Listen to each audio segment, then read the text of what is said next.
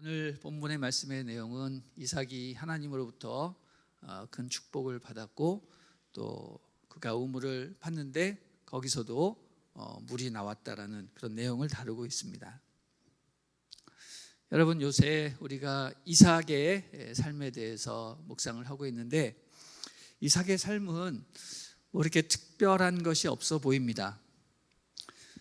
아브라함 하면 고향 친척 아비 집을 떠나 약속의 땅에 들어가고 또 거기서 100살 때 얻은 아들을 하나님께 제물로 바치는 그런 믿음의 모습을 우리는 떠올리곤 합니다. 또 야곱 같은 경우는 어떻습니까? 속고 속이는 그런 갈등 속에서도 믿음을 잘 지켜서 자식들을 잘 키워내서 그들이 이스라엘 지파의 조상이 되게 하는 그런 파란만장한 삶을 살았던 것을 우리는 연상하게 됩니다. 그렇지만 이삭은 무엇을 했는가? 잘 모르겠습니다. 이삭의 삶에는 그런 특징적인 것이 없습니다.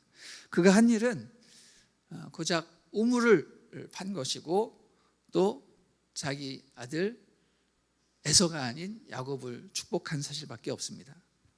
그것도 열심히 판 우물을 어떻게 했습니까? 다 남에게 그냥 넘겨주었습니다.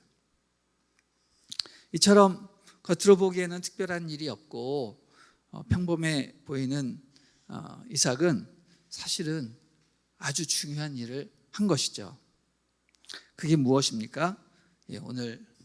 오늘 본문에 다 나옵니다. 축복을 받았고 그리고 우물을 팠다라는 것이죠. 우물을 파서 다른 사람에게 나눠주다라는 겁니다. 여러분, 우물을 판다는 것은 무엇입니까? 요새 우리는 도시에 살기 때문에 우물을 파는 사람은 한 명도 없습니다.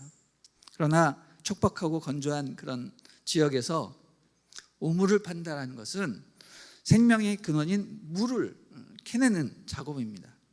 결코 쉬운 일이 아니고 생존과 또 정착에 있어서 꼭 필요한 작업이죠. 우물은 먼저 판 사람이 임자가 되는데 우물을 소유하는 가장 좋은 방법은 뭐냐면 파는 사람이 거기에다가 이름을 붙여버리는 것입니다. 그렇게 되면 시간이 지나면서 그 이름이 알려지게 되고 사람들에게 회자되면서 자연스럽게 그 우물은 그 우물의 이름을 지은 자의 소유가 되어버리는 것입니다. 이삭이 여기저기서 우물을 파서 정착을 시도했고 또 거기에다가 이름을 붙여서 자기의 소유로 하려고 했습니다. 하나님이 주신 약속의 땅 가나안 땅에서 살아가려면 어떻게 해야 됩니까?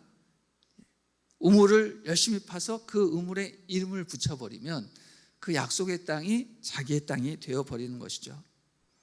그렇기 때문에 우물을 파고 거기에 이름을 짓는 것은 대단히 중요했던 것입니다.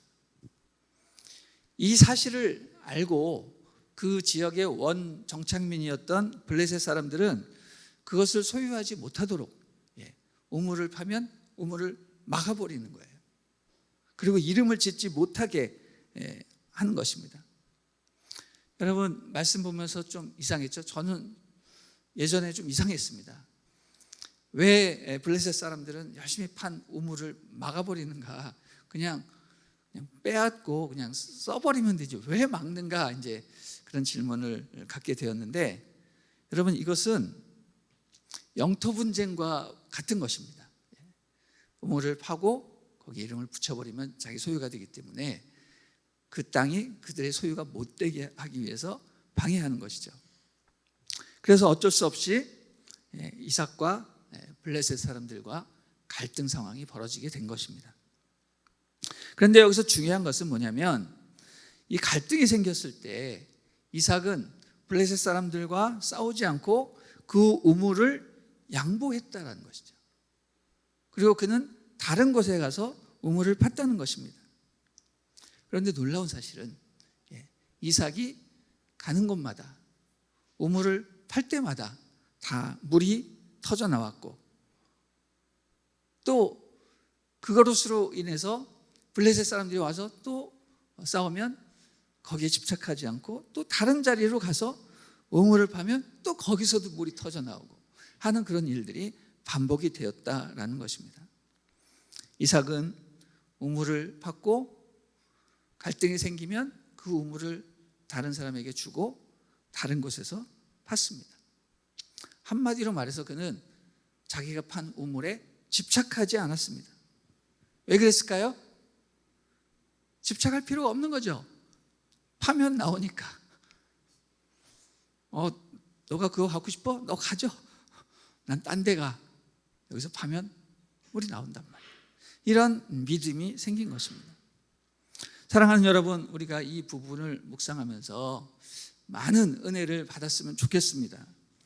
우물을 삶의 근원으로 여기지 않고 하나님을 축복의 근원으로 여기는 삶, 이런 삶이 진짜 복된 삶인 것이죠. 하나님을 복의 근원으로 삼는 자 어디 가든 형통하리라. 할렐루야. 저는 그런 삶을 사시는 여러분이 되시기를 주님의 이름으로 축원합니다. 아멘. 자, 어저께 본문인데요, 창세기 26장 12절 13절을 보시기 바랍니다. 한번 읽어주십시오. 시작. 이삭이 그 땅에 곡식을 심고 그 해에 100배를 거두었습니다. 여호와께서 그에게 복을 주셨기 때문입니다.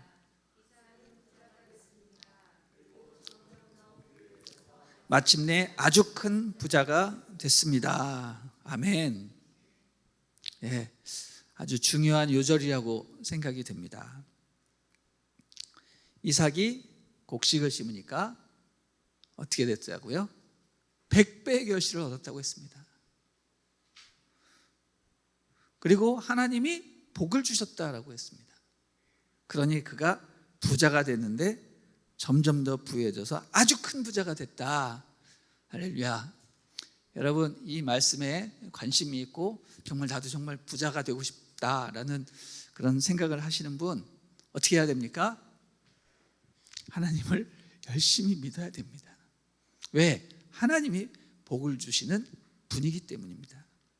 우리가 노력해서 물론 부자가 될 수 있겠지요. 그러나 그런 부자는 기껏해야 한 30배, 아무리 노력해도 30배 이상 되지 않을 겁니다. 그러나 하나님을 열심히 믿고 신뢰하고 하나님이 주시는 복을 누리는 자는 오늘 말씀처럼 100배의 결실을 얻을 줄 믿습니다. 아멘. 자, 하나님께서 복을 주셔서 이삭이 농사를 지었을 때 100배의 결실을 얻었다고 했습니다. 여러분, 100배의 결실을 얻었다. 있을 수 없는 일이죠. 어마어마한 축복입니다. 우리는 이 말씀을 읽을 때 반드시 떠오르는 말씀 있죠? 예수님께서 씨 뿌리는 자의 비유를 말씀하실 때, 누가복음 8장에서 얘기하실 때 씨를 뿌리는 자가 어디에 뿌렸는데 옥토에 뿌렸더니 몇 배의 결실을 얻었다고요? 30배, 60배, 100배의 결실을 얻었다고 했습니다. 옥토에 뿌리니 많은 결실을 얻었다가 아니라 30배, 60배, 100배의 결실을 얻었다고 했습니다. 여러분, 축복도 종류가 있는 거예요. 30배의 축복이 있고요, 60배의 축복이 있고 100배의 축복이 있는 겁니다. 30배를 얻어도 엄청난 풍년인데 100배를 얻었다. 이것은 인간이 누릴 수 있는 하늘의 축복을 완전히 누렸다라는 그런 얘기입니다. 이삭은 이토록 하나님의 축복을 경험했기 때문에 그 능력을 알았습니다. 그는 씨 뿌리는 행위를 하였지만 결실은 하나님이 주신다는 사실을 깨닫게 된 것입니다. 그래서 그는 우물에도 집착하지 않았습니다. 블레셋 사람들이 와서 우물을 막아버리고 자기 것이다 이렇게 자꾸 다투고 그러면 그들과 싸우지 않고 다른 곳으로 갔습니다. 그래서 거기서도 우물을 팠습니다. 그랬더니 거기서 물이 나왔습니다. 또 갈등이 생깁니다. 사람들이 와가지고 네 거니 내 거니 싸우지 않았습니다. 그냥 너희 가져라. 그리고 다른 곳에 갔습니다. 거기서도 우물이 나왔다라는 것입니다. 성도 여러분, 여기서 우리가 깨닫게 되는 사실은 무엇입니까? 내가 가진 재산, 능력, 업적 이런 것들에 집착하지 않고 언제든지 그들에게 넘겨줄 수 있어야 한다는 것이죠.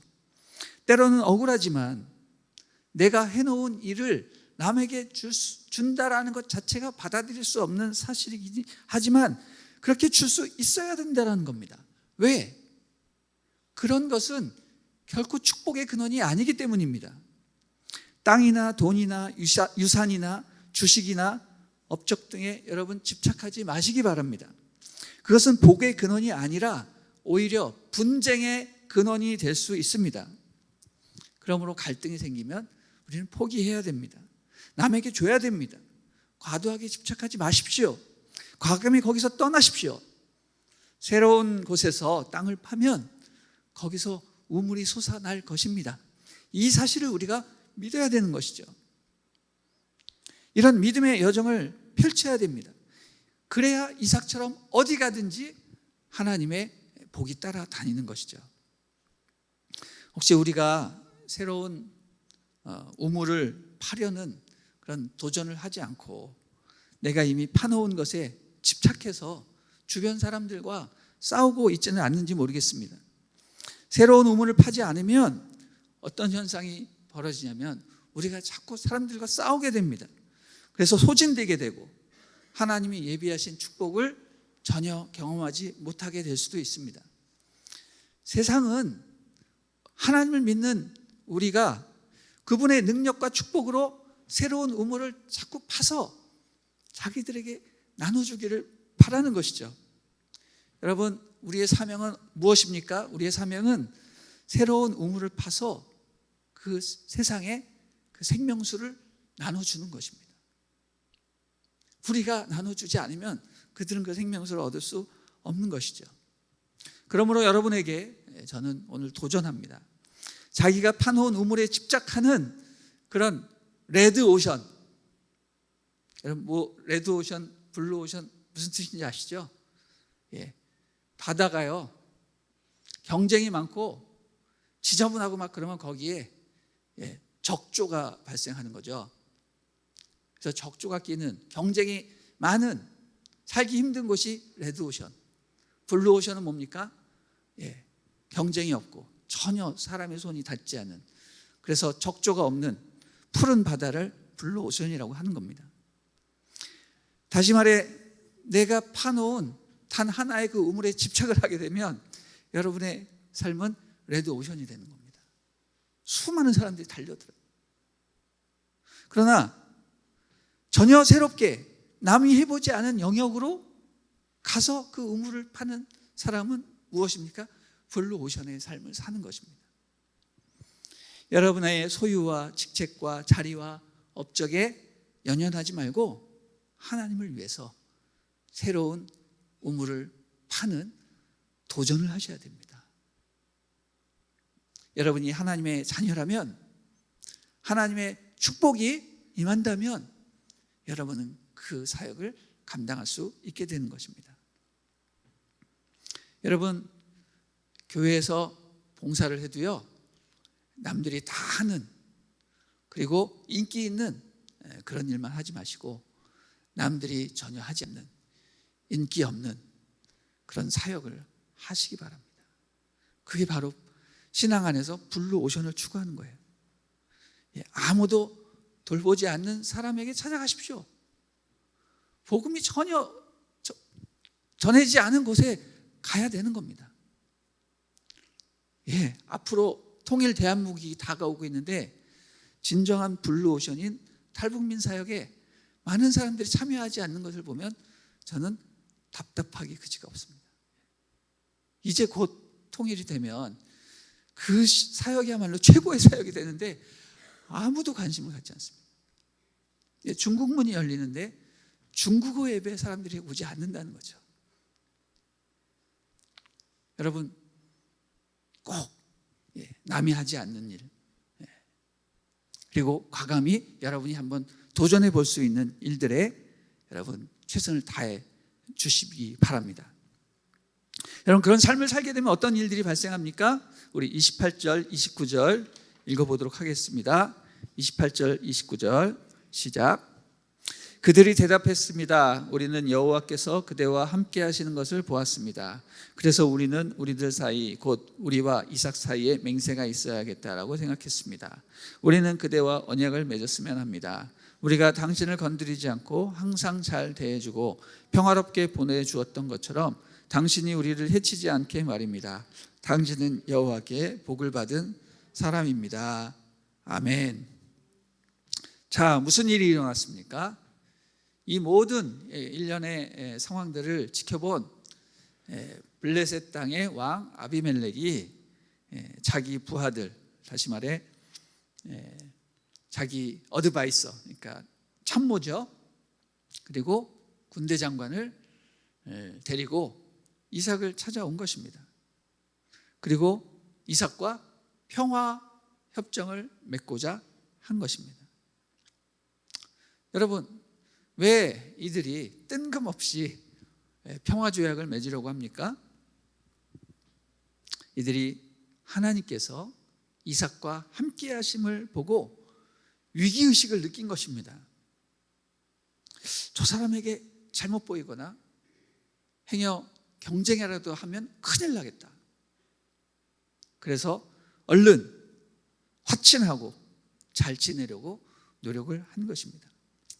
여러분, 하나님을 잘 믿고 성령으로 거듭난 사람은요, 다른 사람들에게 경외감을 끼치게 되어 있습니다. 그 경외감이 아주 강력해지면 어떻게 됩니까?